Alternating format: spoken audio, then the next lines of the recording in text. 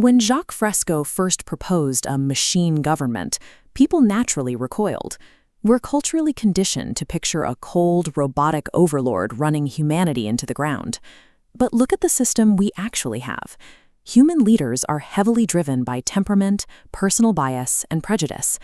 Beyond their psychology, humans are biologically restricted. We have to take breaks, we have to eat, and we require sleep. When you have hundreds of exhausted people trying to manage deeply complex global issues, you inevitably get misunderstandings and systemic confusion. Our biological requirements make us a highly erratic variable. When survival is on the line, human governance is deeply unreliable. The core bug corrupting human decision-making is the monetary system itself. Money creates a constant state of artificial scarcity. People hoard wealth, even to extremes, because they fear losing their position if a bank collapses or the economy unexpectedly tanks. The contrast is brutal. If you lack money, you are left completely destitute. If you have it, you can artificially buy longevity, superior safety, and the highest-end engineering. You don't have to worry about your brakes failing, because you can afford the absolute best on the market.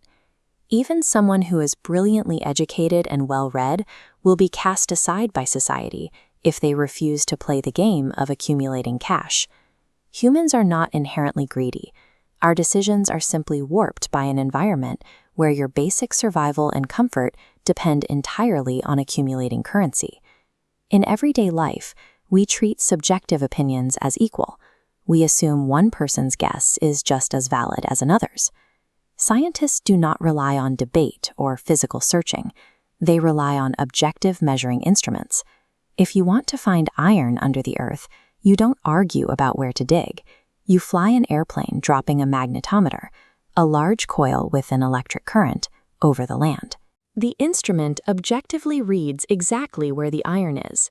In spectral analysis, heating a metal until white-hot and passing its light through a prism splits it into a distinct color band, revealing its exact chemical makeup. This exact tool lets us scan distant planets and read their atmospheres, entirely eliminating human guesswork. Long before the Apollo missions ever launched, this is how humanity knew for a fact that the moon had no air and no water. True scientists don't sit around making decisions based on debate. They use physical tools to objectively discover reality. The Venus Project proposes taking this exact objective scientific method and applying it to global governance. In a resource-based economy, society stops trying to solve problems through political maneuvering and debate. Instead, we arrive at decisions, using a machine government as a massive planetary spectrometer. This automated system constantly assesses the Earth's carrying capacity, tracking real-time metrics to distribute resources directly to human needs, without the friction of money or needing to sleep. A machine government is not a ruler.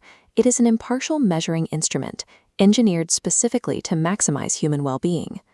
But Jacques Fresco issues a stark warning. Advanced technology is incredibly dangerous when it is controlled by humans who lack the wisdom to use it. He points to the old phrase, "Cast ye not pearl before swine." Giving immensely powerful tools to a society still driven by scarcity and aggression is a fatal error. Hand atom bombs and advanced bombers to politically fractured nations, and they won't use them to elevate society. They will use them to destroy their opposition, ultimately poisoning the earth in the process. Unchecked technology within a monetary system guarantees our own destruction because human operators prioritize profit and power over planetary survival. To survive our own engineering, our core values and our educational systems have to radically change. We can no longer educate children to relentlessly pursue wealth. We have to teach them scientific realities and how to use measurement tools so they stop relying on uninformed conclusions. When a society stops defending subjective opinions, a profound psychological shift happens. People stop arguing and start asking, how can we measure that? This brings us to the ultimate point of a machine government. Surrendering human political ego to machine objectivity is the ultimate act of human liberation. By escaping the monetary machine and arriving at decisions through objective data, we can finally design a society where technology works exclusively for the flourishing of all humanity.